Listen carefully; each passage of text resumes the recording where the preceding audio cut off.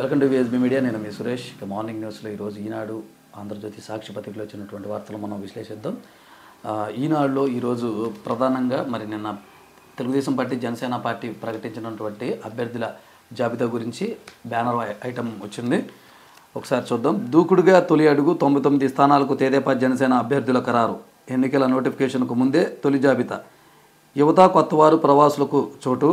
భాజపాతో పొత్తు కొలిక్కి వచ్చాక మలి జాబితా. రానున్న సాధారణ ఎన్నికలను అధికార పార్టీని సవాల్ చేస్తూ మరి దూకుడుగా మరి తెలుగుదేశం, జనసేన పార్టీ అభ్యర్థుల జాబితాను విడుదల చేసిందని చెప్పుకోవచ్చు అనమాట. వైఎస్ఆర్ కాంగ్రెస్ పార్టీ 5-6 విడతల్లో ఒక 65 మంది దగ్గర వరకు వాళ్ళు ఖరారు చేస్తే, అది కూడా సమన్వయకర్తలనే. మరి వాళ్ళు అప్పటికున్న రాజకీయ సమీకరణాలు నోటిఫికేషన్ తర్వాత ఏమైనా మార్చాల్సి వస్తే మారుస్తామని అధిష్టానం కూడా ఒక రకంగా చెప్పాయి అనమాట. కానీ జనసేన, టీడీపీ మాత్రం ఒకేసారి 99 మంది అభ్యర్థులుగా కేటాయించారన్నమాట ఆ స్థానాలకు. జనసేన 24 పోటీ చేస్తుంది. అది కూడా కొంతమంది ఒక 5 అభ్యర్థులు మాత్రమే వాళ్ళ పేర్లు వెల్లడించారు, మిగతాయి తర్వాత. ఇప్పుడు జనసేన వాదన ఏమంటుందంటే, ఎక్కువ పోటీ చేసి ప్రయోజనాలు సాధించడం కంటే కూడా పరిమితంగా పోటీ చేసి గెలవడం అనేది మా లక్ష్యం, గెలిపే మా లక్ష్యం. ఇంకోటి ఏంటంటే, పార్టీ వ్యక్తిగతం కూడా రెండు పక్కన పెట్టి రాష్ట్ర ప్రయోజనాలకు మేము ప్రాధాన్యం ఇస్తున్నామని చెప్పేసి వాళ్ళు అంటున్నారన్నమాట. కానీ చంద్రబాబు నాయుడు గారు ఇదివరకు కంటే కూడా ఇప్పుడు ఆయన రాజకీయం మొత్తం కూడా పొత్తుల విషయంలో ఏదో ఆ టైంకి దగ్గర పొత్తులు పెట్టుకున్న వాళ్ళు వెళ్ళిపోయారు. కానీ ఈసారి మట్టుకి ఆచితూచి జనసేన వాళ్ళ ప్రయోజనం ఉంటుందా లేకపోతే ఉండదా, లేకపోతే వ్యతిరేకిస్తున్నారా, వ్యతిరేకించరా, కేడర్ ఏ విధంగా తీసుకుంటుంది, గెలిచే అవకాశాలు ఏంటని సర్వే మొత్తం తెప్పించుకొని అన్ని నియోజకవర్గాల నుంచి కూడా సర్వే సేకరించి చాలా ఆచితూచి పెట్టుకున్నది స్వయంగా ఆయనే చెప్పారనమాట. అయితే ఈ లిస్టులో సీనియర్లు కూడా ఎక్కడ ఎవరు కనిపించలేదు. 1-2 పేర్లు తప్ప సీనియర్లకు ఎక్కడా కూడా లేదనమాట. కేవలం ఆ పారిశ్రామికవేత్తలనే కానీ లేకపోతే కొంతమంది సామాన్యులను కూడా ఇక్కడ నిలబెట్టారు. రాజేష్ మహాసేన లాంటి వాగ్దాటి ఉన్నటువంటి యువకులకు కూడా ఈ అవకాశం కలిపారు. ఆయన ప్రస్తుతానికి తెలుగుదేశం పార్టీ అధికార ప్రతినిధిగా ఉన్నారు. ఇప్పుడు ఆయనకి పి గన్నవరం సీట్ను కూడా ఏర్పాటు చేశారు. వీళ్ళు వైఎస్ఆర్ కాంగ్రెస్ పార్టీలోనే కాదు, తెలుగుదేశం పార్టీలో కూడా సామాన్యుల్ని నిలబెట్టి నాయకులుగా చేయగలదని నిరూపించుకోవడానికి చంద్రబాబు నాయుడు గారు చాలామంది, కొలికిపూడి శ్రీనివాస్ లాంటి వారికి, రాజేష్ మహాసేన, ఇలా కొన్ని పేర్లు వాళ్ళకి అవకాశం కల్పించారు. ఇక ఈ రెండు పార్టీలు కూడా ఇక సమన్వయంతో పనిచేసి బీజేపీతో కూడా పొత్తుగా ఏర్పాటు చేసుకుంటే మిగతా అభ్యర్థుల జాబితాను కూడా విడుదల చేయనట్లు త్వరలో తెలిపారు. ఇది పెద్ద సాహసమైన చెప్పుకోవచ్చు. ఇంకా పొత్తు క్లారిటీ అవ్వకుండా ఇంతవరకు హడావుడి అనేది లేకోకుండా కూడా చాలా కూల్గా ఆచితూచి ఈ అభ్యర్థుల జాబితాను విడుదల చేశారు. ఇక సీనియర్ల జాబితా అనేది ముందుందనమాట. ఇక బీజేపీతో పొత్తు పెట్టుకున్న తర్వాత ఈ 3 పార్టీలు పొత్తులోకి వెళ్ళిన తర్వాత ఈ సీనియర్లు ఎక్కడెక్కడ పెంపాలనేది అప్పుడు దాని ప్రధాన అస్త్రంగా ఉపయోగించినట్లు తెలుస్తుందన్నమాట దీని ప్రకారం. ఇక మరొక వార్త మనం చూస్తే, గెలుస్తున్నాం, ప్రభుత్వాన్ని ఏర్పాటు చేస్తున్నాం, రాష్ట్ర భవిష్యత్తు కోసమే తెదేపా జనసేన పొత్తు.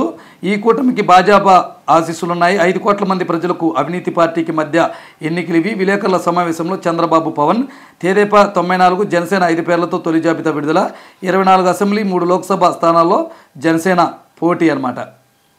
ఇక్కడ చంద్రబాబు నాయుడు గారు, అలాగే జనసేన అధినేత పవన్ కళ్యాణ్ గారు కూడా ఒకటే చెప్తున్నారు, మా ప్రయోజనాలు కాదు, పార్టీ ప్రయోజనాలు కాదు, గెలిపే లక్ష్యం వైకాపాను గద్దెదించాలి, రాష్ట్ర ప్రజలకు మంచి జరగాలనే ఉద్దేశంతోనే చేస్తున్నామని ఇద్దరు కూడా ముక్తఖండంతో చెప్తున్నారు.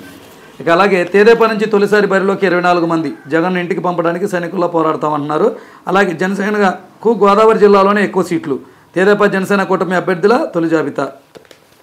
ఇక ఎయిమ్స్ పైన జగన్ అక్కాసని ఒక ప్రత్యేక కథనాన్ని అయితే ఇచ్చారు. శాశ్వత తాగునీటి సదుపాయం కల్పించకుండా కక్ష సాధింపు చర్యలు చేస్తున్నారట. సమీపంలోని 10 ఎకరాల్లో డంపింగ్ యార్డు నిర్వహణ అనేది ఉందని చెప్పేసి ఈ కథనం రాశారు. మరి డంపింగ్ యార్డ్ అయితే ఉంది, ఎయిమ్స్కి దగ్గరలో పెట్టేసి అవి నిపురా చేస్తారు. దానివల్ల ఏంటంటే అక్కడ రోగులకు ఆ కోరు లాంటిది రావటం, లేకపోతే వాహనాలపై వెళ్ళే వారికి, హాస్పిటల్ వైపు వెళ్ళే వారికి ఆటంకం కలగడం అలా జరుగుతుందని చెప్పేసి ఈ కథనంలో ప్రత్యేకంగా రాశారు. ఎందుకంటే ప్రజల ఆరోగ్యాన్ని రీత్యా ఎయిమ్స్ ఆసుపత్రి లాంటి అధునాతనమైన ఆసుపత్రిని కేంద్ర ప్రభుత్వం మనకి ఇక్కడ ఏర్పాటు చేసింది. మన ఆంధ్రప్రదేశ్లో ఏర్పాటు చేయటం అనేది చాలా సంతోషకరమైనటువంటి విషయం. అది అధునాతనమైన రోగాలు ఎంతోమంది పేదలు అక్కడికి వెళ్ళి వైద్యం చేయించుకుంటున్నారు. కాబట్టి ఇలాంటి ఆసుపత్రి, అది కార్పొరేట్ ఆసుపత్రిని తలదన్నే విధంగా ఉంది. కాబట్టి అలాంటి ఆసుపత్రికి వెళ్ళే రోడ్లో ఇలాంటి చెత్త చెదారం కాకుండా అన్నిటి సదుపాయాన్ని కూడా కల్పిస్తే మరింతమందికి ఉపయోగకరంగా అనేది ఉంటుంది. ఇక్కడ పార్టీలు అనేది చూడకూడదని చాలామంది ప్రజలు రాజకీయ విశ్లేషకులు చెబుతున్నారనమాట. ఇక అలాగే సింహపూరిలో సీన్ రివర్స్, ప్రకాశంలో ఎదురుగాలి, వైకాపా కంచుకోటలకు బేటలు. కొత్త నేర చట్టాలు జూలై 1 నుంచి అమల్లోకి కేంద్ర హోంశాఖ ప్రకటన. నేరాలపై కొత్త చట్టాలను అయితే కేంద్ర ప్రభుత్వం త్వరలో తీసుకురాబోతుంది. దానికి సంబంధించి జూలై 1 నుంచి అమల్లోకి వస్తాయి అన్నమాట. ఇప్పటికే అన్ని విధి విధానాలు పరిశీలించడం, దానిపైన చర్చలు, బిల్లు కూడా పాస్ అవ్వడం జరిగింది. ఇక రానున్న రోజుల్లో జూలై 1 నుంచి ఈ అమల్లోకి అనేది వస్తాయి అన్నమాట. ఇక ఆంధ్రజ్యోతి ఇక్కడ జనకంటకం జగన్ నాటకం అంటూ ఆర్కే గారు ఈ వారం కొత్త పలుకునైతే రాశారనమాట. కొత్త పలుకులో ఆయన విశ్లేషణ రాశారు. అదేవిధంగా ఇక జనసేన టీడీపీ అభ్యర్థుల జాబితాను కూడా ఇదే పేపర్ హైలైట్ చేసింది. 94 టీడీపీ, 5 జనసేన గెలుపు గుర్రాలతో ఉమ్మడిగా ప్రకటించిన చంద్రబాబు, పవన్ అంటూ హైలైట్ చేశారు వార్తని. అలాగే జనసేనకు 24 సీట్లు, రాష్ట్ర ప్రయోజనాలే ముఖ్యం, టీడీపీ జనసేన సీట్లు బదిలీ కావాలి, త్యాగం చేసిన వారికి ప్రాధాన్యం, గట్టిపోటీ ఇవ్వాలని 24 ఎమ్మెల్యే 3 ఎంపీ సీట్లు తీసుకున్నామన్న పవన్, తెనాల నుంచి నాదెండ్ల, అనకాపల్లి నుంచి కొనతల, 5 పేర్ల ప్రకటన, బలరాం, నానాజీ, మాధవికి టికెట్లు, 2-3 వారాల్లో మిగిలిన వారి పేరు కూడా వెల్లడి అంటూ వార్తను హైలైట్ చేశారు. ఇక అలాగే అవినీతి గల నియోజకవర్గంలో అభివృద్ధి నిల్, మహిళా ఎమ్మెల్యే అక్రమాల దందా, సొంతూరునే చెరువు ఆక్రమణ, కబ్జా చేసిన భూమిలో ఫామ్ హౌస్, ఏ శాఖ ద్వారా పనులు చేపట్టినా సదరు నేతలకు వాటాలు ఇవ్వాల్సిందే, పిఏ ద్వారా కమిషన్ల వసూలు, ఇసుక అక్రమ తవ్వకాల్లో సొమ్ములు.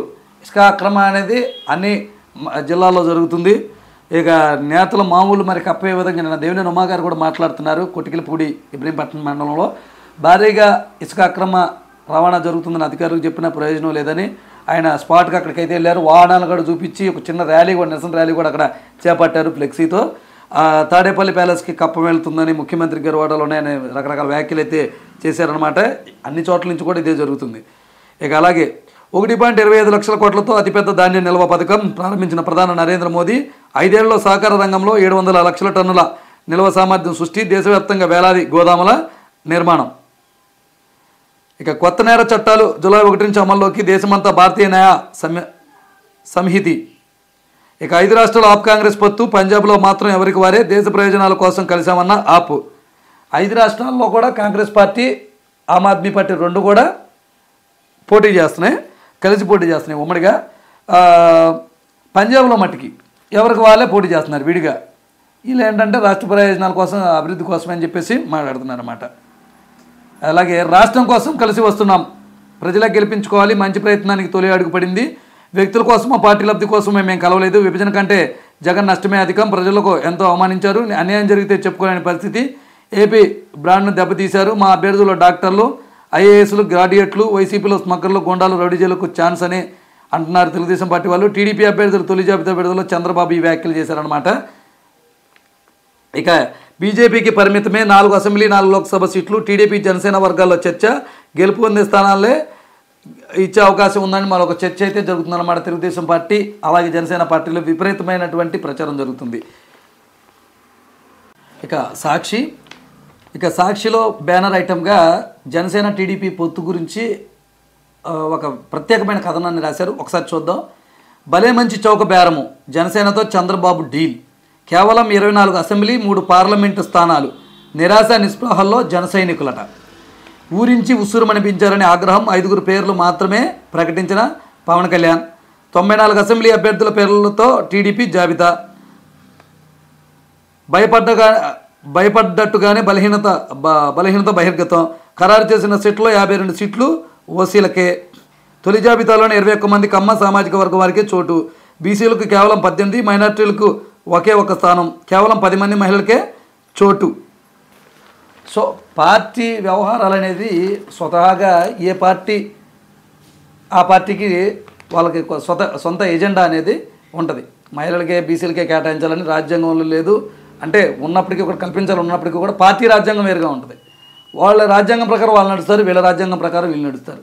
ఇప్పటికే వైఎస్ఆర్ కాంగ్రెస్ పార్టీలో ఉన్నా కానీ డమ్మీ అభ్యర్థులు పెట్టి వెనకాల షాడోగా ఎమ్మెల్యేలు చక్రం తిప్పుతున్నారని అనేక ఆరోపణలు అయితే వినపడుతున్నాయి.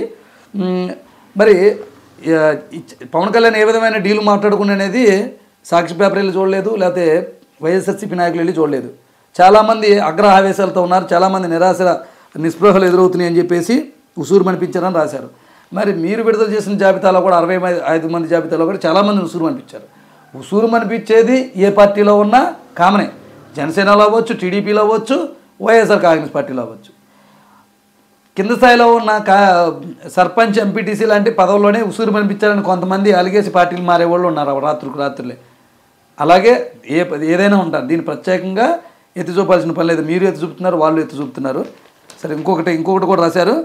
టీడీపీలో ఆగ్రహ జ్వాల, చంద్రబాబు ఫ్లెక్సీలపై చెప్పులతో దాడి, బాబు డౌన్ డౌన్ అంటూ నినాదాలు, పలు చోట్ల మూకుమ్మడి రాజీనామాలు, పార్టీ జెండాలు తగలబెడుతున్న కేడర్, డబ్బున్న వారికి సీట్లు ఇచ్చారని ఆగ్రహం, పసుపు చొక్కాను సముద్రంలో కలిపిన శివరామరాజు అంటూ వార్త అయితే ఇచ్చారు. చిత్తూరు జిల్లా బీ కోటలో చంద్రబాబు దిష్టిబొమ్మలను దహనం చేస్తున్న మాజీ ఎమ్మెల్యే శంకర్ యాదవ్ వర్గీకరణ అంటూ ఒక ఫోటో అయితే వీళ్ళు ప్రచురించారు. 175 నియోజకవర్గాల్లో ఎక్కడొకట ఎన్నో మండలాలు కూడా ఉన్నాయి. వాటిలో ఎక్కడొకట చిన్న అసంతృప్తి జ్వాలలైతే రగులుతూ ఉంటాయి. ఎక్కడో చేపిస్తూ ఉంటారు, డబ్బు ఇచ్చి ఆ పార్టీ ఈ జెండాలు తగలబెట్టిన వీళ్ళు, ఈ పార్టీ జెండాలు వాళ్ళు ఉంటారు. అదే ప్రతిపక్షంలోనే ఎందుకు బయటపడుతున్నారంటే, ప్రతిపక్షం వాళ్ళు ఏం చేయలేరు. ఇప్పుడు తగలబెట్టినా సైలెంట్గా ఉండటం, లేకపోతే బొజ్జగించడం తప్ప ఇంకేం చేయలేరు. ఇక బయటపడి తగలబెట్టిన అయితే వీళ్ళు బొజ్జగించే కార్యక్రమాలు అయితే చేపట్టరు, గెట్ అవుట్ అనే అంటారు, ఏ పార్టీ అయినా అది. కానీ వైసీపీలోకి వచ్చేప్పటికి అలా చేయరు. ఎందుకంటే తెలుసా, అధికారం ఉంది కాబట్టి ఏమన్నా చేస్తారనే భయంతో లోపలంటూ లోపల రాజకీయాలు చేస్తారు. ఒకడు ఓడిపోవడానికి మరొకడు ప్రయత్నాలు చేస్తారనేది ఒక ప్రధానంగా వినపడుతుంది అనమాట. అలా చేస్తారు రాజకీయం. ఇప్పుడు వరకు 65 మందిని ప్రకటించినా ఎందుకు కిక్కురు పడకుండా ఉన్నారంటే, కొంతమంది అలిగి పార్టీలోంచి బయటకు వచ్చేస్తున్నారు, కొంతమంది మౌనంగా ఉండి ఆ టైంకి చూపిస్తారు.